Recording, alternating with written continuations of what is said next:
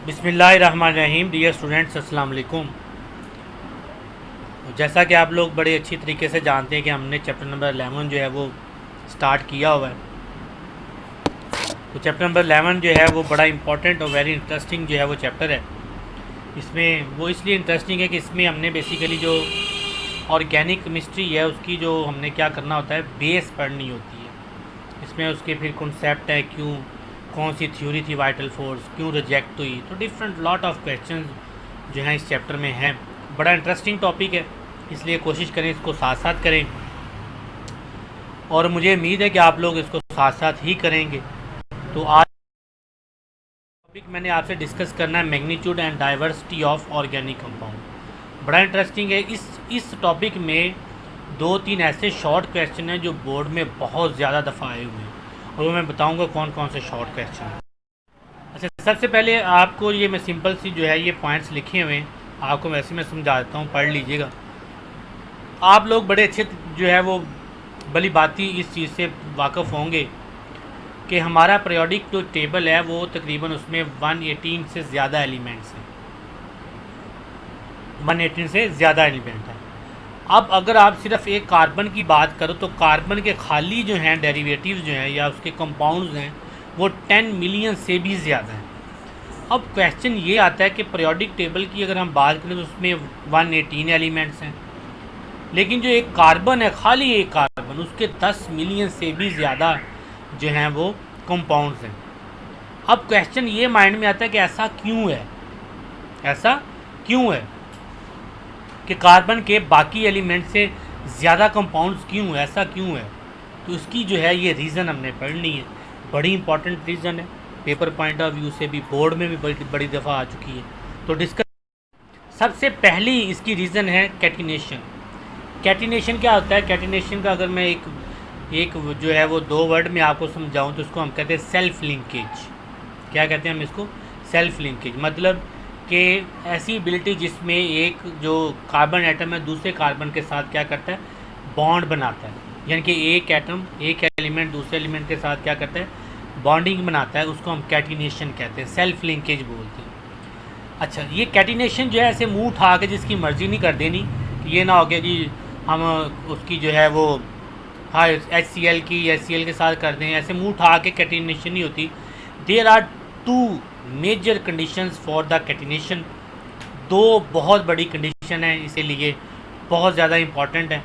उसको मैं जो है वो डिस्कस करता हूँ। सबसे पहली कंडीशन ये है कि एटम्स के दरमियान में जो बॉन्डिंग है वो क्या होनी चाहिए, वो बहुत ज़्यादा स्ट्रॉन्ग होनी चाहिए, स्पेशली ऑक्सीजन के साथ। मतलब जब कोई भी एलिमेंट ऑक्सीजन के साथ जो है वो बॉन्ड बनाए तो वो बहुत ज़्यादा स्ट्रॉन्ग होना चाहिए।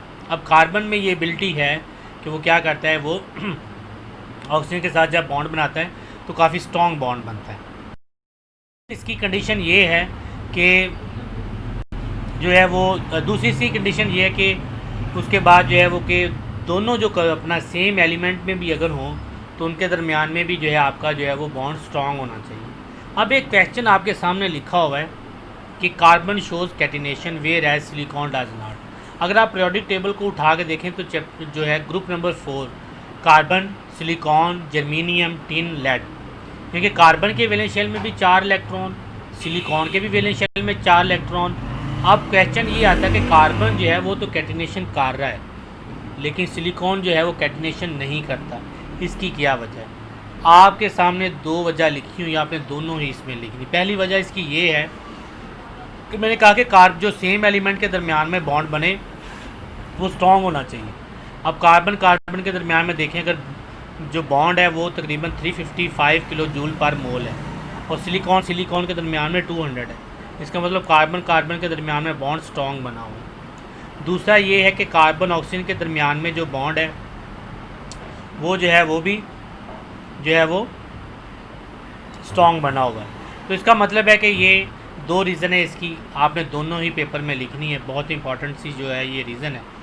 तो ये इंपॉर्टेंट क्वेश्चन भी है, ये बहुत दफ़ा आया हुआ है कैटिनेशन के बारे में, या कार्बन जो है वो कैटिनेशन करता है लेकिन सिलिकॉन नहीं करता। ये भी रीज़न आपने जो है वो लिखनी है। उसके बाद जो है आइसोमेरिज्म। आइसो का मतलब होता है सेम, और मर मर होता है पार्ट, हिस्सा। इसका मतलब है कि इसका मतलब फिर क्या होगा, सेम पार्ट, हिस्सा। तो आइसोमेरिज्म क्या होगा कि जिसमें क्या होगा कि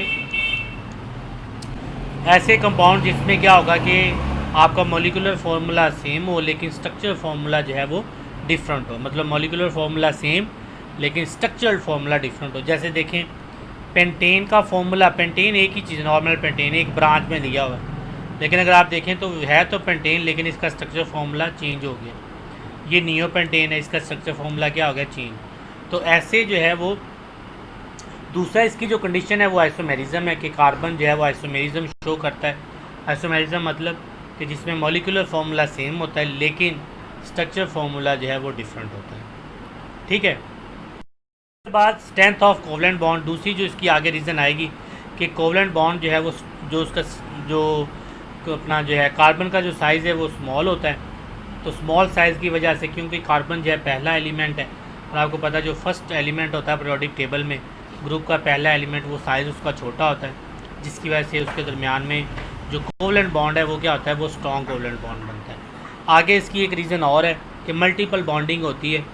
कार्बन की वैलेंसी टेट्रा वैलेंसी होती है, 4 वैलेंसी होती है। इसका मतलब है कि 4 कार्बन इसके साथ और अटैच हो सकते हैं, फिर अगले 4 कार्बन के साथ। इसका मतलब है कि ये जो है मल्टीपल बॉन्डिंग बना सकता है कार्बन। तो ये जो है ये कुछ रीज़न थी जो मैंने डिस्कस की। आप लोगों ने इसको बड़े गौर से सुनना है, लिख के तैयार करें। ना समझ लगी हो, कोई जो है वो पॉइंट क्लियर ना हो तो पूछ लीजिएगा। व्हाट्सएप नंबर सारे टीचर्स के आपको दिए हुए हैं। अपना बहुत सारा ख्याल रखिएगा, दुआओं में याद रखिएगा और पढ़िएगा पढ़िएगा पढ़िएगा। अल्लाह हाफिज़।